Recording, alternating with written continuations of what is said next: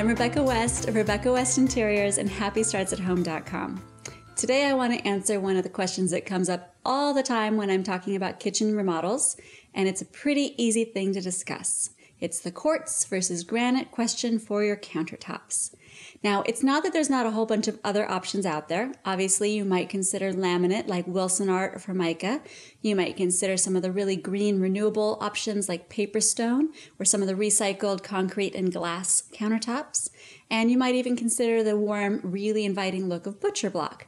But assuming you've eliminated those options, and there's reasons that people do or don't want them, then you come back to quartz or granite.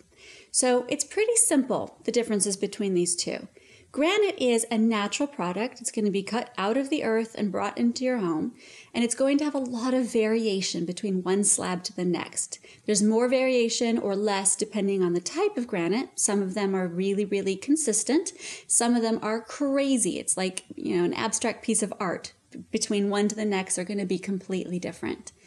The other thing that's different, the thing about granite versus quartz, is that you're going to have to do some maintenance. It's recommended that you seal that granite every 6 months or every year so that you keep it from staining, because a natural product can in fact stain if you spill on it, and then especially if you leave that spill for a while. Now, having said that, most of my clients who choose to go with granite, they never stain they never seal that countertop, and they also never have a problem with it. But know that it's recommended that you seal that countertop so that you don't get any staining. On the other side of the aisle is the quartz product. It's going to be very consistent from one slab to another because it's man-made. It's made out of crushed quartz and some kind of a binding agent, and that is something where you can just say, I want this name, I want this number, and you know what you're going to get. So it's very, very consistent. And it's practically maintenance-free.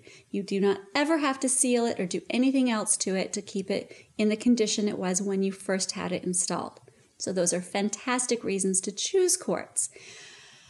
Aside from those two things, they're fairly similar, right? You can still set your hot pans down on it and be pretty sure that you're not going to damage your countertop.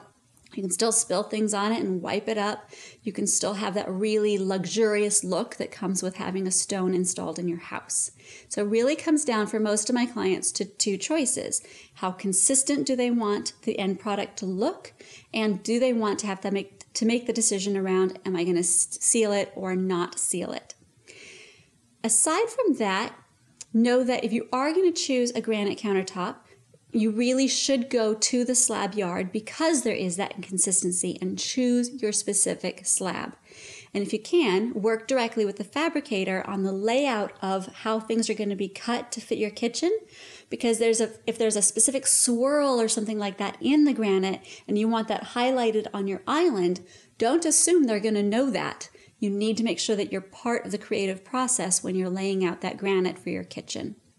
So when you're choosing between granite and quartz, it comes down to the consistency that you want and the maintenance that you want. They're very, very similar in cost and durability other than those two elements. I hope this helps, and if it does, and if you liked what you heard here today, go ahead on over to our website at HappyStartsAtHome.com, sign up for our email newsletter, and we'll send you some other tips and tricks along this line.